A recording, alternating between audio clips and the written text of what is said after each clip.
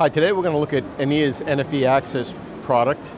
Here you can see our VNF manager, which is called our uCPE manager. So what you're seeing here is NFVAccess deployed on two multi-core Advantech Intel-based platforms. Here we have an Advantech 3050 consisting of 16 cores and a T011 consisting of 4 cores. From our uCPE manager, I can deploy any number of third-party VNFs. I can onboard them through our graphical interface GUI within the uCPE manager. I can manage the VNF lifecycle, start, stop, create, pause, resume, and monitor their health. So as I mentioned, our uCPE manager makes it very easy to onboard a third-party VNF. While I already have some VNFs onboarded today, I'll show you how easy it is to instantiate them as well. But here, let's take a quick look at our catalog. I would select the descriptors and see that I've onboarded both a packet generator and the Fortinet SD-WAN on both Advantech platforms. If I had additional VNFs, I would simply click onboard and select VM image and browse the catalog of VNFs that I've acquired.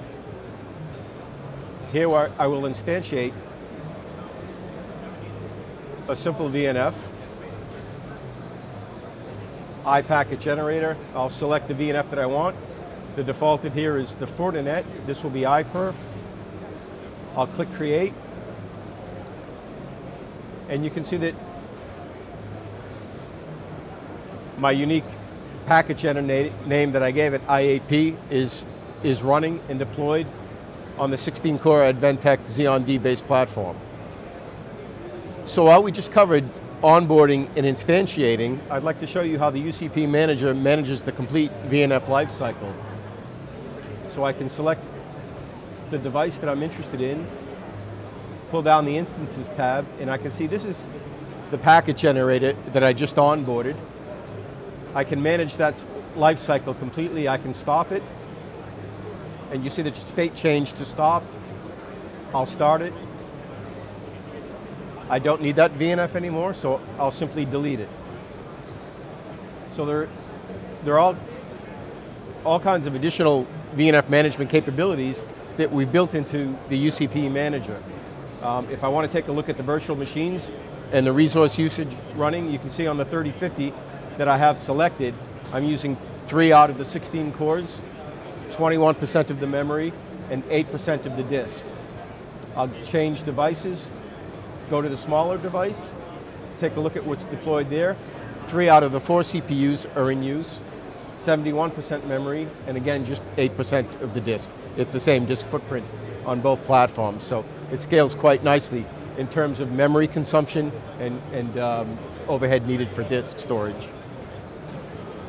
So as I've mentioned, we've onboarded the Fortinet SD-WAN VNF onto both Advantech platforms, the 3050 and the T011. And you saw earlier that I instantiated the iPerf, which is a packet generator. So we have the packet generator running on both platforms as well, and we're simulating a branch-to-branch connection with Advantech's hardware, Fortinet's SD-WAN software, and our virtual infrastructure manager, along with our VNF manager, i.e. uCPE manager, that I've been showing you the functionality. So we've been looking at our uCPE manager, but here you can see we have the Advantech hardware. On the bottom is the 3050, and on the top, the T011. And you saw earlier that I had instantiated the iPerf packet generator.